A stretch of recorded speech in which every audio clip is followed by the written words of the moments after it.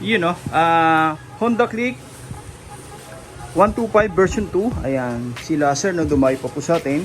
Nagpa-install po ng package number 5 no, which is mini driving light, tapos yung PIA horn natin, yung combo lights, passing light, yung horn switching, ito po yun no, stock to loud, tapos yung mga wiring accessories katulad ng tri-switch natin, ayan, original po yan mga sir, metal po yan. Tapos passing switch, horn switching, sama-sama po yan dito no, sa isang harness ginawa natin no. Hiwalay po yan sa main harness ng motor. Pag nagpassing po tayo, hindi lang po mini driving yung ilaw no, kasabay po dyan yung headlight. Okay, usually sa Honda Click no, mahirap pong gawing passing yung headlight no, pero dito nagagawa po natin ng module. Okay, mula rito sa mga switch natin, isang harness po yan, pababa po, umikot dito sa chassis, ayan no. Okay, tapos papunta na po yan dito no, sa ating power module. Okay, tinago po natin dito no, para hindi basta-basta na aabot na o kaya naabot ng tubig po no. Okay, umikot dito, ayan, tapos papunta na po yan dito sa power module natin.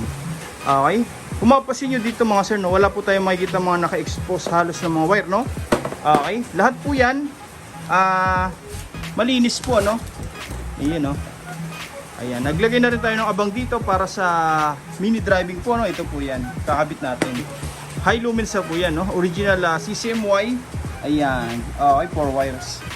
Ayan, dito naghanda na tayo, sasalpak na lang po natin yung balas ng MDL, tapos ready to use na. Okay, yun no. Wala po tayong makita mga naka-expose na wiring no.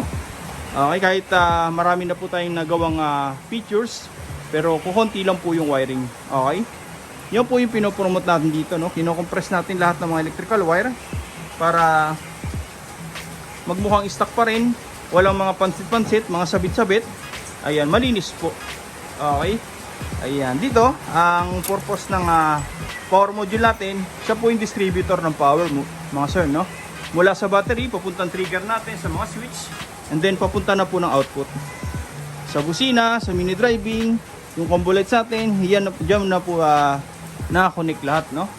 Okay, anti-overloading na rin po yan sa wirings no. Pagka may ganito po tayo, may iwasan natin yung flickering no sa mga ilaw. Kahit po pagsabay-sabay natin naka-on, hindi po magagawan sa kuryente. Lalo sa busina no, pag nagbusina tayo, minsan humihina po yung mini driving, yung headlight, yung panel dito, hindi po mangyayari yan. Dahil po yan dito no. Okay, talagang mataas po yung ampere, kayang-kaya niya po kahit 4 na MDL no. Pero dito, isang pares lang po yung kakabit natin. Okay, ayan no. Denso po yan mga sir na made in Japan, kaya matibay po talaga. Okay, tapos sa maganda pa dyan, lahat ng ginamit natin na wire, Japan din po. Okay, magmula sa battery natin, naglagay tayo ng fuse no. Tapos dito sa output, lahat po yan Japan wire, pure copper, hindi po nagpupulbos. Okay, medyo masailan po kasi tayo no. Pagdating sa wirings, dapat pure copper, hindi po nagpupulbos yan. Tapos sa mas makakapal na po yung pagka-stranded no, standard po tayo. Okay, ayan. Tapos sa maganda pa dyan mga sir, magpagawa man tayo sa mga mekaniko ng bearings, manubela, hindi na po sila mahihirapan ano. Okay, kasi walang mga wiring na sagabal na dapat iwasan. Ayan, may mga customer kasi tayo no, nagko-complain kasi medyo magulo yung wirings. Ang ginagawa natin, inuulit po natin no, galing po sa mga ibang shop. Ayan, kasi tuwing magpapa-tune up sila, magpapagawa sa mga mekaniko, talagang kakamot po sa ulo ano, kasi nahihirapan po dahil sa mga wiring na nakasagabal. Dito hanggat mare, dito pa lang sa shop natin, talagang sinisecure na po natin no, para magbukhang stock pa rin.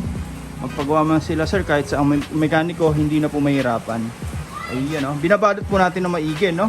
Okay, nakahinang po rin sa loob yan no, katulad nito, para mas kapit na kapit lahat ng electrical wire, matagtag man yung motor sir, malubak man, safety po yan, hindi magkakaroon ng power loss. Talagang tatagal po ang wirings natin ano. Ayan, ang maganda pa dyan mga sir, nagpalit man tayo ng busina, ng mini driving, salpak-salpak na lang po, hindi na po natin ito gagalawin.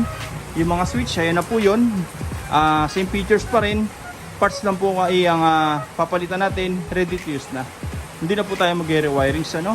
Yan po yung maganda sa gawa natin, talagang fix na po dito sa electrical wire ni sir. Okay.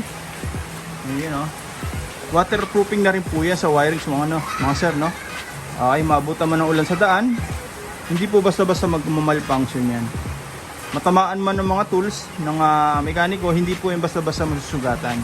Tsaka maganda pa dyan mga sir, hindi po yan na lulutong yung mga wirings sa ating katagalan, no?